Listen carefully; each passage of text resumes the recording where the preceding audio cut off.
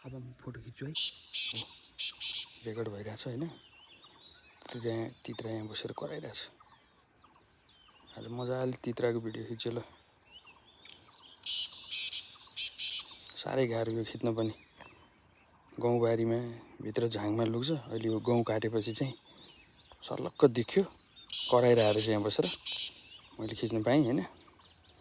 बडो रमाइलो भइरहेछ। यही हो हेर्नुहोस् तित्रा भनेको। त्यहाँ छ हेर्नु त। यहाँबाट देखिन्छ। यहाँ बसेर कराइरहेको छु। यही हो हैन। यहाँबाट खिचिरहेको छु मैले। यहाँबाट खिचिरहेको छु हैन। त्यहाँ बसेर कराइरहेको थिएँ। भित्र छिर्यो। आज फोटो खिचिसकेपछि चाहिँ तरकारी लगाइरहेछ यहाँ हैन।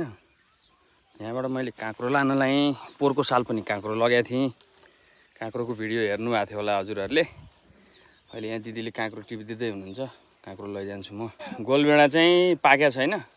गोलभेडा लिन पछि आउँला। अहिलेलाई चाहिँ काँक्रो लाँदैछु मैले। हजुर पुग्छ। ल अब काँक्रो खानुपर्छ लगेर। त्यो कति समयमा पाक्छ त्यो गोलभेडा अहिलेको देखिरहेको त्यहाँ टनलको? अब पाक्न सुरु भइसक्यो। अर्को हप्ता पाक्छ? ल अर्को हप्ता आउँला। हस्। ए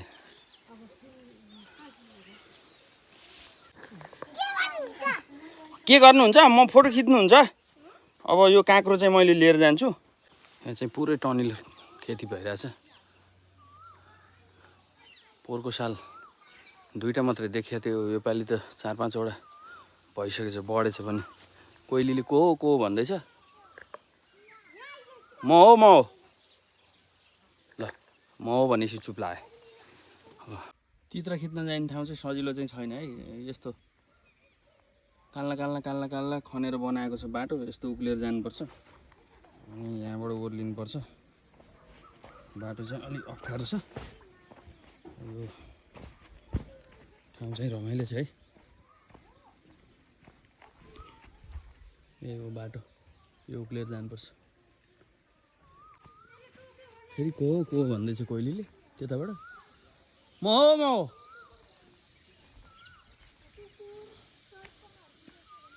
घरतिर लागौँ। बाटो चाहिँ यो अप्ठ्यारो छ।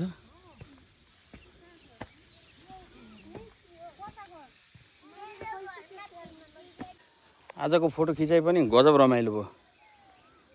साथीभाइ कोही पनि थिएनन्। म एक्लै आएको। अलि ढिला नै घरबाट 4 बजीतिर हिँडेको। 1.5 घन्टा जति बस्यो। तित्राको फोटो चाहिँ मजाले खिच्यो आज। आरामले आयो तित्रा। मजाले खिच्यो। ल अब सूर्य अस्ताउन नि लागेछ। एक झोला चाहिँ नि काँक्रो बोकेर लाग्यो घरतिर। ल अब बाइक भएको ठाउँमा पनि आइपुग्यो। बाइक यहाँ रहेछ। गहुँ काटेर ल्याउनु भएको रहेछ।